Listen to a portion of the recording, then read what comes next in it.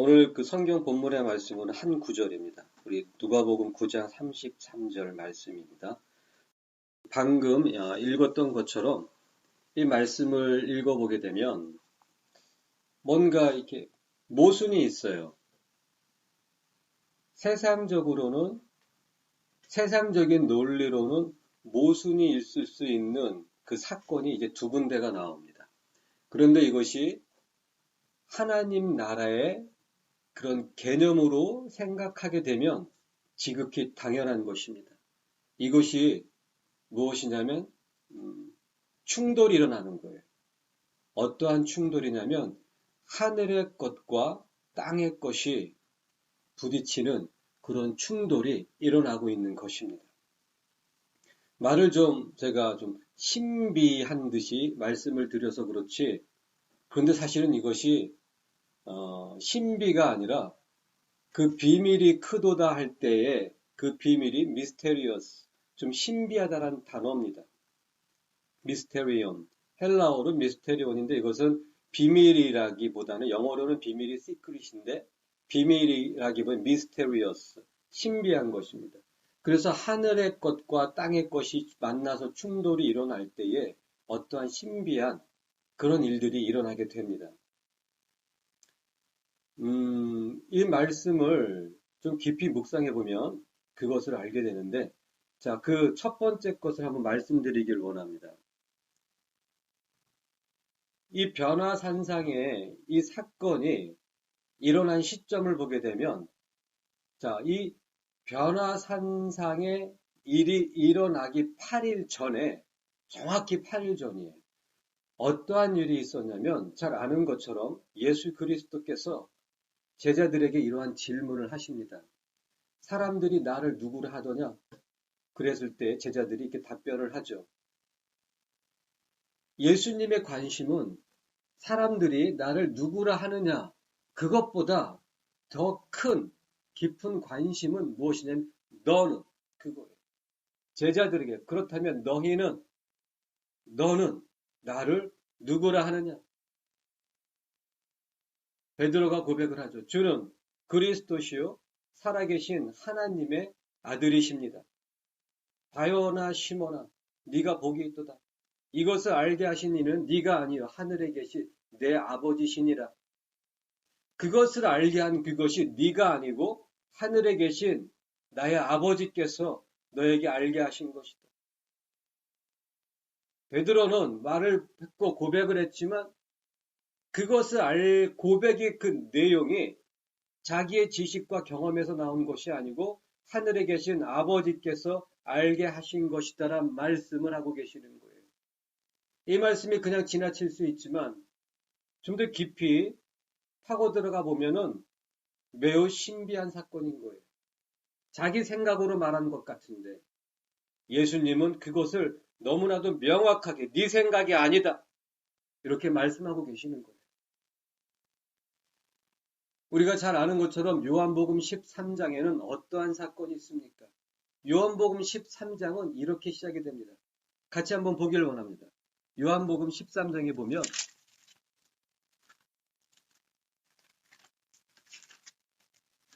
이렇게 말씀이 시작이 됩니다. 2절 말씀에 보게 되면 마귀가 벌써 시몬의 아들 가롯 유다의 마음에 예수를 팔려는 생각을 넣었더니 바로 그 말씀이에요.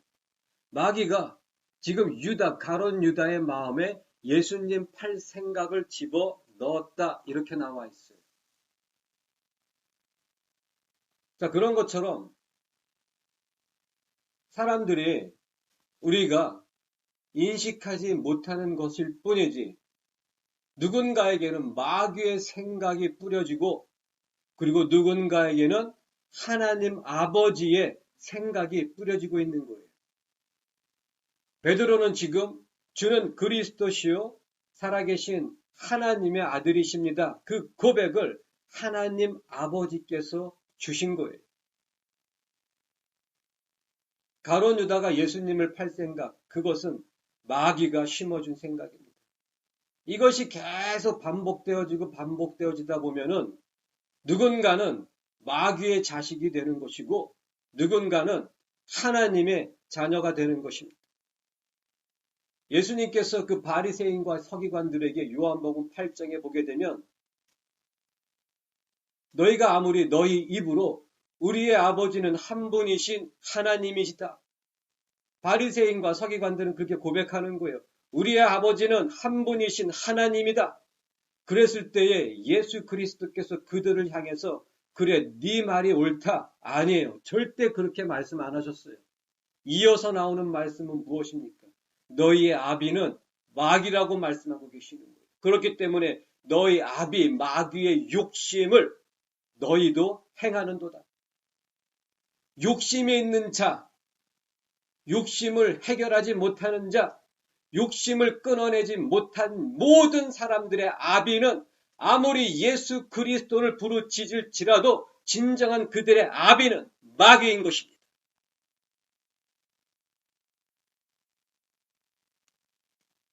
자, 오늘의 주제는 베드로가 한 그 고백이 자기 생각인 것 같은데 하나님 아버지께서 주신 생각, 바로 하늘의 것과 이 땅의 것들이 충돌이 일어나는 거예요.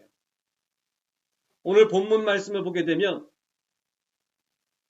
제가 다시 한번 읽습니다. 33절에 보게 되면 두 사람이 떠날 때에 바로 그 모세와 엘리야죠. 그때 베드로가 예수께 여짜오되 주여 우리가 여기 있는 것이 좋사오니.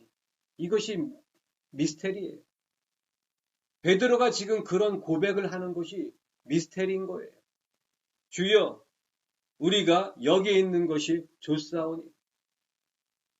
이 말씀을 더 깊이 파고 들어가면 아주 깊은 신비한 말씀이 있어요.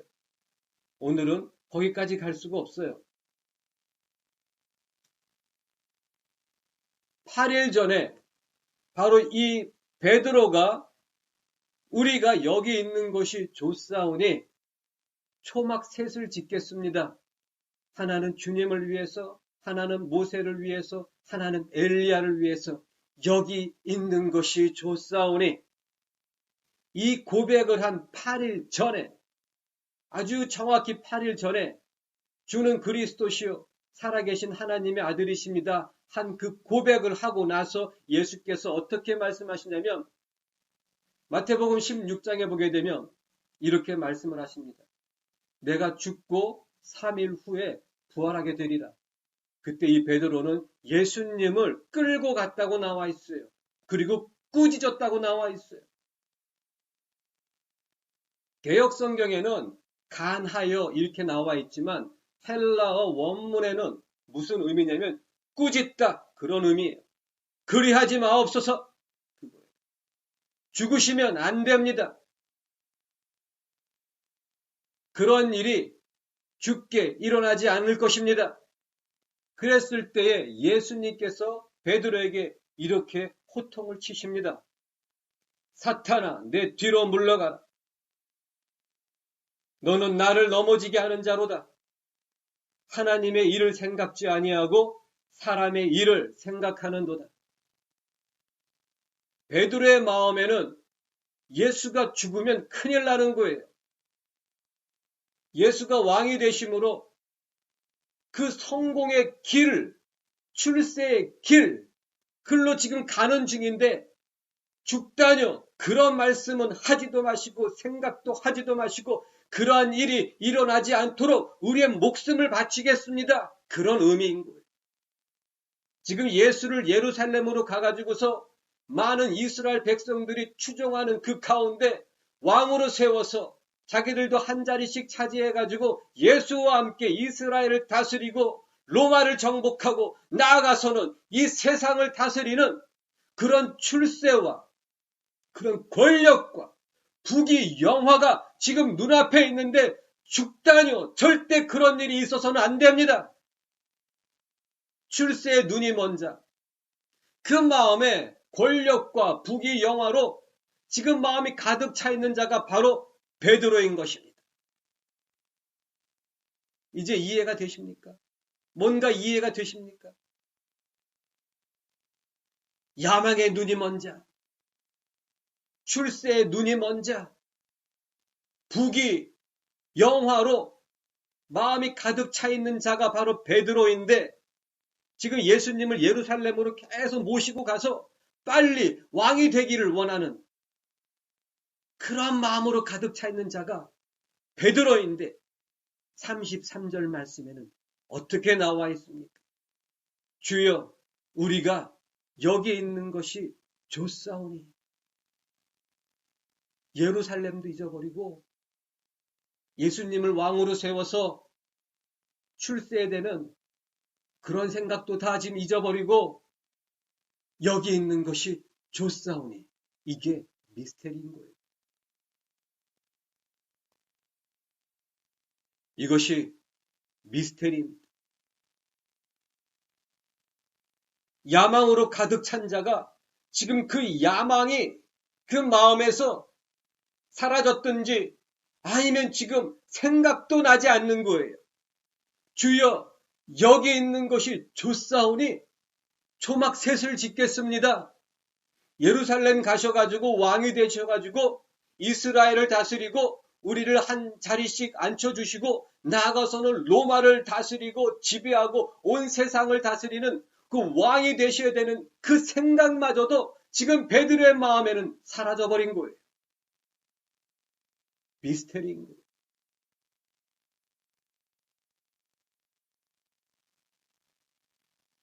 무엇입니까?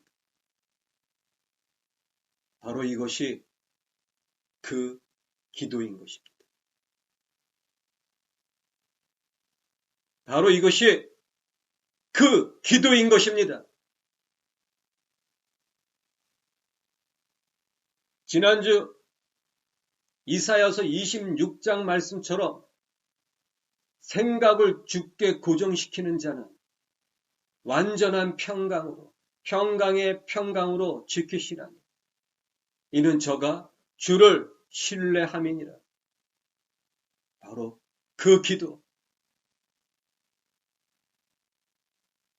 지금 베드로가 야망으로 출세로 부귀영화로 마음이 가득 찬 사람인데 바로 그러한 베드로가 그런 것들을 다 생각지도 아니하고 오직 여기가 좋사오니 그 고백은 바로 예수 그리스도의 온전하신 영광스러운 그 모습을 보고 있기 때문에 그런 것입니다. 천국에서 나타나게 될 그 영광의 모습을 보는 그 순간, 그 보고 있는 그 베드로의 마음에는 이 세상을 향했던 그 욕심들이 그냥 다 사라져 버리는 거예요. 이것이 신비인 것입니다. 이것이 비밀인 것입니다. 이것이 미스테리인 거예요. 그것이 바로 그 기도입니다. 죽으시고 부활하시고 그 창세 전에 태초로부터의 온전한 그 영화로우신 그 모습으로 다시 우리를 데리러 오시고 우리와 함께 이 땅에 지상에 재림하실 그 예수 그리스도의 그 모습 앞으로 나아가는 그 예수를 향하여 우리의 생각을 고정시키는 그 기도가 되어진다면 내 안에 있는 세상을 향한 욕심 사라져 가게 되어 있어요. 나를 위해서 살고자 하는 그 마음들이 사라지게 되어 있어요. 오직 예수만을 위해서 살게 되어 있어요. 그 기도, 그 마음, 그 성품, 예수로 채워지고 예수로 만들어지는 성품, 예수로 채워지는 마음, 오직 예수만을 위해서 기도하고 오직 예수만을 위해서 고백하고 오직 예수만을 증거하고 오직 예수만을 위해서 살게 되어 있어요. 그것이 미스테리예요.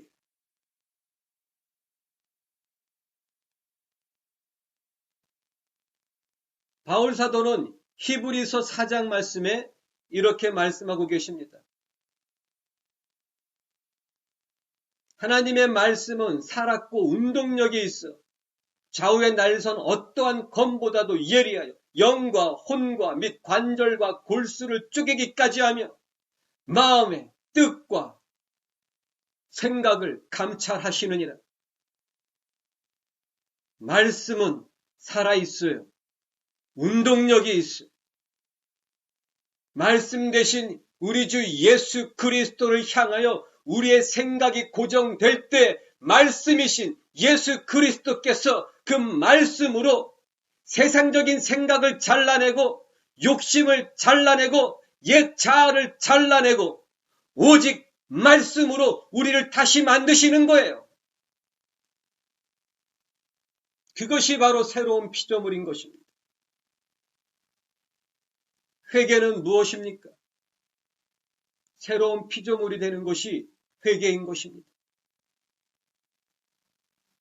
전에는 내가 주인이었고 세상을 위해서 살았고 나의 욕심, 그 욕심이 소망이라고 아주 아름다운 단어로 포장되어 있을 뿐이지 욕심이지 않습니까? 그 욕심을 위해서 살았지만 결국 그것은 무엇입니까? 마귀를 위해서 사는 거였어요. 마귀의 자식으로 살았어요. 회개는 무엇입니까? 흑암의 권세에서 사랑하시는 아들의 나라로 옮겨지는 것, 그것이 회개인 것입니다. 주인이 바뀌는 거예요. 나의 욕심에서 이제는 예수 그리스도를 위해서 사는 것, 그것이 미스테리예요. 그것이 신비입니다. 그것이 비밀이에요. 예수, 어떻게 이 세상 사람들이 예수를 믿을 수 있겠어요? 한국 사람도 아니에요. 알고 보니까 들어보지도 못했던 이스라엘이라고 하는 그 나라 사람이라고 하는 거예요. 20대 사람입니까? 아니에요. 200년 전, 300년 전 아니에요. 2000년 전의 사람이라고 그러는 거예요. 그럼 그 이스라엘 나라의 왕이었습니까? 아니에요. 목수였어요. 그럼 그 사람이 위대한 업적을 이름으로 이 세상에 어떤 큰 역사를 일으켰습니까? 아니에요. 살다가 33살에 십자가에 못 박혀 죽었어요. 흠모할 것도 없어요. 내세울 것도 없어요. 자랑할 것도 없어요. 그런데 그 예수를 믿어야 되는 거예요. 왜입니까? 바로 그분이 하나님의 아들이시고 우리의 모든 죄를 자신의 피로 다 씻어 주신 분이기 때문에 그것이 믿어집니까? 세상적인 인간적인 생각으로는 죽었다 깨어나도 믿을 수가 없어요. 믿어질 수가 없어요. 그런데 믿어진단 말입니다. 그게 신비예요. 그게 미스터리예요. 베드로야, 너는 나를 누구로 하느냐? 주는 그리스도시요 살아계신 하나님의 아들이십니다. 성령님께서 우리의 마음에 바로 하나님 아버지의 그 마음과 그 말씀과 그 뜻을 성령님께서 우리 마음에 주시는 거예요. 너는 나를 누구라 하느냐? 주는 그리스도십니다. 나의 구원자이십니다. 나의 죄를 위하여 십자가 위에서 나를 대신하여 죽어 주셨습니다. 나를 위하여 부활해 주셨습니다. 그리고 다시 나를 데리러 오실 분이십니다. 예수 그리스도 당신만이 나의 생명의 주인이십니다. 이것이 신비인 거예요. 바로 그 예수 그리스도만을 향해서 우리의 온 마음이 고정되는 것, 우리의 온 생각이 고정되는 것. 이사야서 26장 3절의 그 말씀이 그냥 그때 처음으로 주신 말씀이 아니에요. 결국 이 말씀은 신명기 6장의 쉐마 이스라엘, 들으라 이스라엘아, 쉐마 이스라엘, 쉐마 온 세상이요, 들으라 온 세상이요. 바로 그 말씀이 거기에 이미 나와 있는 거예요. 무엇입니까? 마음을 다하고 힘을 다하고 뜻을 다해서 내 여호와 하나님을 사랑하라. 그 말씀이 너의 모든 생각을 오직 주께만 고정시키라. 이것과 무슨 차이가 있습니까? 동일한 말씀인 거예요. 그럴 때에 놀라운 그 신비, 그 일이 일어나는 거예요. 그 기도, 마음을 다해서, 힘을 다해서, 뜻을 다해서 오직 예수 그리스도만을 바라보고 그것을 고정시킬 때에 놀라운 신비로운 역사가 일어나게 되어 있는 거예요. 내 안에서 내가 죽는 거예요. 욕심이 죽는 거예요. 세상이 죽는 거예요. 그렇기 때문에 바울 사도는 이렇게 고백하고 있는 거예요. 예수 그리스도로 말미암아 세상이 나에 대하여 십자가에 못 박혔으며 나도 또한 세상에 대하여 그러하도다. 예수 그리스도로 말미암아 우리의 생각이 오직 주께만 고정될 때에 우리의 온 마음과 온 힘과 온 뜻이 오직 주께만 고정되었을 때에 세상이 나에 대하여 십자가에 못 박히고 나도 또한 세상에 대하여 십자가에 못 박히는 것입니다. 이것이 복음이에요. 예수 믿고 이 세상에서 잘 먹고 잘 산다. 그런 말씀이 도대체 어디에 있습니까? 예수 믿었더니 이 세상에서 잘 먹고 잘 사는 것이다. 이것은 거짓 복음이고 사꾼의 가르침입니다. 예수님 말씀 중에 제자들의 말씀 중에 가르침 중에 어디에도 예수 믿고 이 세상에서 잘 먹고 잘 산다는 말씀이 없어요. 무엇이든지 기도하고 구한 것은 받은 줄로 믿으라. 그리하면 너희들에게 그대로 되니라. 이 말씀이 지금 현대교회에 어떻게 가르쳐지고 있습니까? 거짓입니다. 미혹입니다. 제가 때가 되면 그 말씀 가지고 이 말씀이 정말 어떠한 뜻을 우리에게 전하고 있는지 진정한 복음적인 의미는 무엇인지 말씀을 전할 거예요. 그 말씀을 생각할 때마다 지금 이 현대교회 그 말씀 가지고 가르쳐지고 있는 대부분의 그 가르침은 거짓입니다. 미혹입니다. 욕심을 부추기고 우리 안에서 세상을 더 살려놓는 말씀이 예수는 욕심을 죽이고 자기를 부인하고 이 세상을 향하여 십자가에 못 박으라고 하신 그 말씀의 반대로 거역하는 가르침들이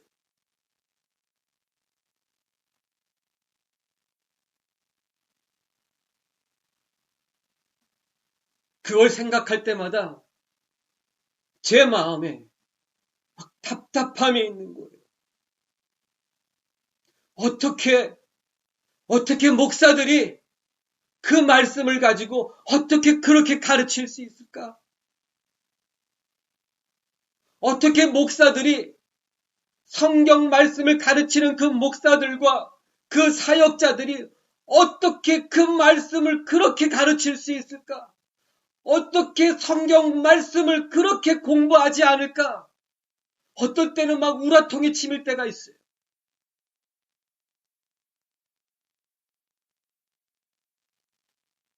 바울 사도는 디모데에게 이러한 말씀을 하시지 않습니까? 전심전력으로. 헬라어로 멜레타오라는 뜻이에요. 말씀을 읽고 공부하고 가르치고 권면하는 그러한 일에 전심전력하라. 그 전심전력 아주 표현이 잘 돼 있어요. 번역이 잘 돼 있는 거예요. 이 멜레타오는 그 일에 너무나 집중되어져 있어가지고 자기가 지금 그 안에 들어가 있는 거예요. 그게 멜레타오란 단어의 의미예요. 말씀을 공부할 때에 그 말씀 속으로 정말 너무나 몰입되어서 말씀 속으로 들어가 있는 거예요.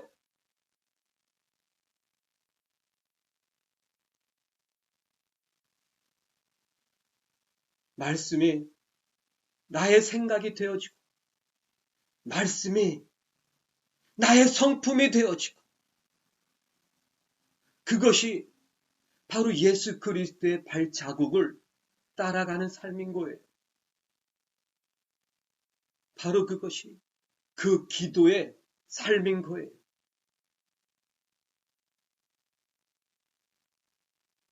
출세하고 권력을 위해서 부귀 영화를 위해서 예수를 쫓았던 그 베드로가 바로 그러한 미스테리한 고백을 하고 있는 거예요. 주여, 우리가 여기 있는 것이 좋사오니 바로 그 기도, 우리의 모든 생각을 사로잡아 예수 그리스도께만 고정시킬 때에 이러한 신비가 일어나는 거예요. 우리의 생각과 우리의 마음 안에서 일어나고 있는 거예요. 그 기도를 통해서 결국엔 예수 그리스도가 우리를 살리고 계시는 거예요. 우리가 말씀을 순종한다고요? 하지만 결국엔 우리가 하는 거라곤 말씀을 그저 붙잡으려고 애를 쓰는 것뿐이에요. 우리 스스로 절대 말씀에 순종할 수도 없고 말씀에 복종시킬 수 있는 능력조차 우리에겐 없어요. 말씀을 붙잡고자 애쓸 때에 성령께서 우리를 붙잡아 끌고 가시는 거예요. 그렇기 때문에 저는 진리의 영이라 저가 너희를 모든 진리의 가운데로 인도하시리라. 우리가 갈 수 있는 게 아니에요. 우리의 뜻대로 우리 스스로 순종할 수 있는 게 아니에요. 복종시킬 수 있는 게 아니에요. 순종하고자 복종하고자 따라가고자 할 때 성령께서 우리를 붙잡으셔가지고 끌고 가주시는 거예요.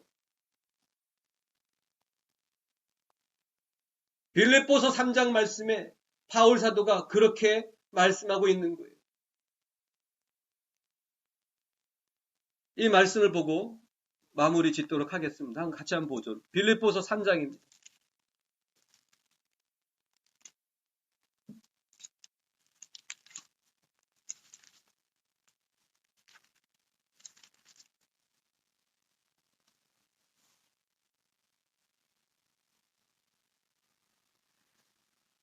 12절 말씀 제가 읽습니다. 내가 이미 얻었다 함도 아니요 온전히 이루었다 함도 아니라 오직 내가 그리스도 예수께 잡힌 바 된 그것을 잡으려고 쫓아가노라.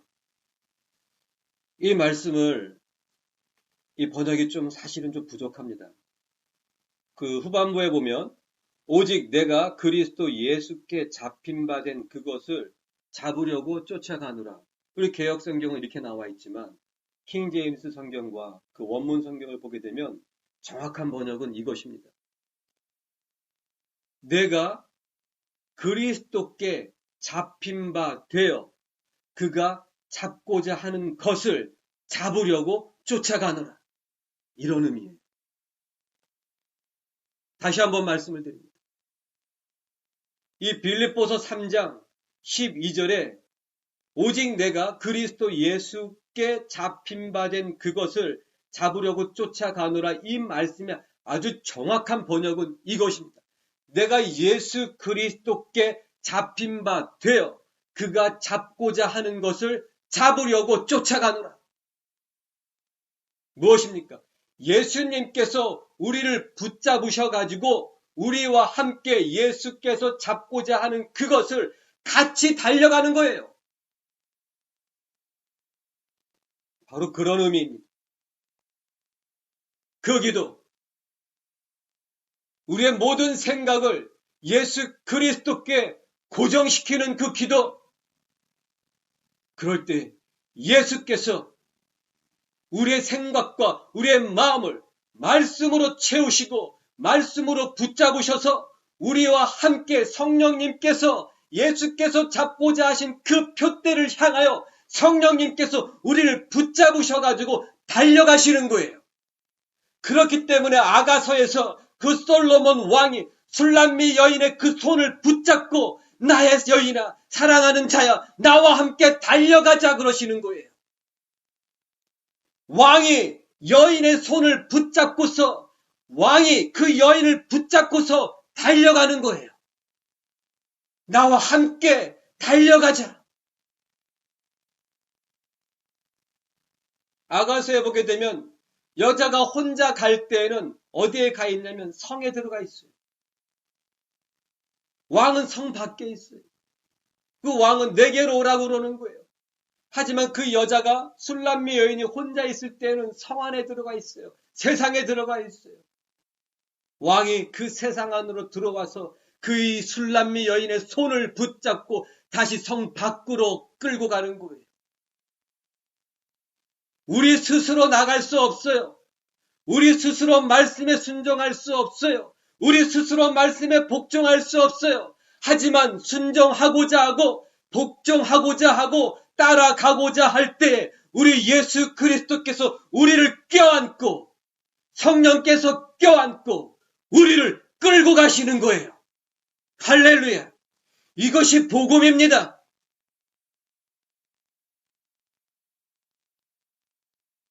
주님께서 하시는 거예요. 주님께서 다 하시는 거예요. 우리는 사모하고 예수를 기뻐하고 예수를 붙잡고 예수를 바라보기만 하면 되는 거예요. 예수님이 다 하시고 이끌어 가시고 그리고 다 이루어 주십니다. 기도하겠습니다.